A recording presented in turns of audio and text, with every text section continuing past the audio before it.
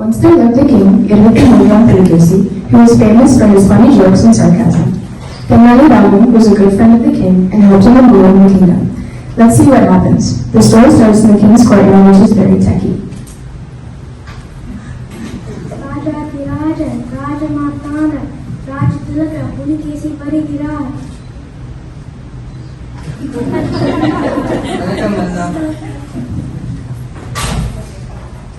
அவன் ராஜா கோத்துங்க வெற்றி வச்சான். இங்க வந்து தூங்குறான் பாரு. நைட் எல்லாம் போன்ல வாட்ஸ்அப், இன்ஸ்டாகிராம், பேஸ்புக்ல நோயின்னு பாருங்க. மந்திரியாரே, இந்த அஜெண்டா என்ன?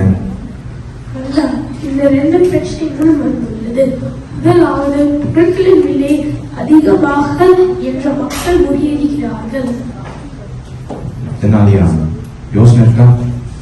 மன்னா, மக்கள் தேவையான பொருட்களில் செலவு செய்ய வேண்டும். அது மட்டுமில்லை, அளவுக்கு அதிகமாக பொருட்கள் வாங்கக்கூடாது.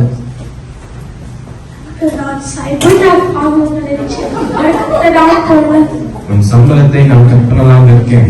செலவு பார்த்துக்கோ.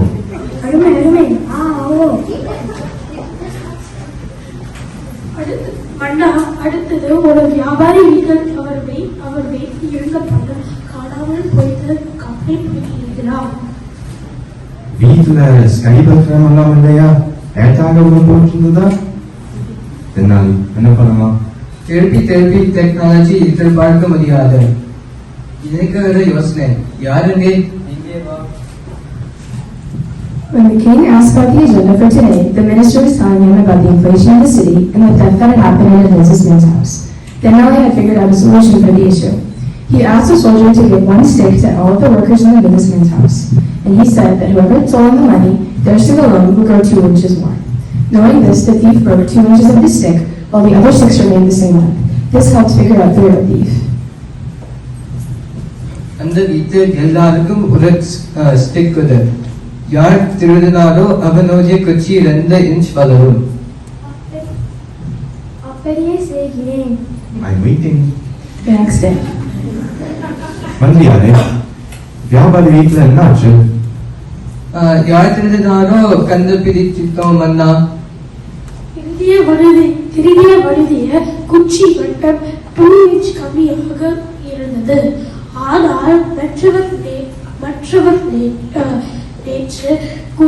கொடுத்தது போலவே இருந்தது. சபாஷ் தெனாலி, எவ்வளவு டெக்னாலஜி இருந்தாலும் உன் புத்தி கூர்மைக்கு ஈடாகுமா? அருமை. ஓஹோ. In this fast-moving world, technology is not the solution for everything. Don't forget your roots and culture. Nandri Alika.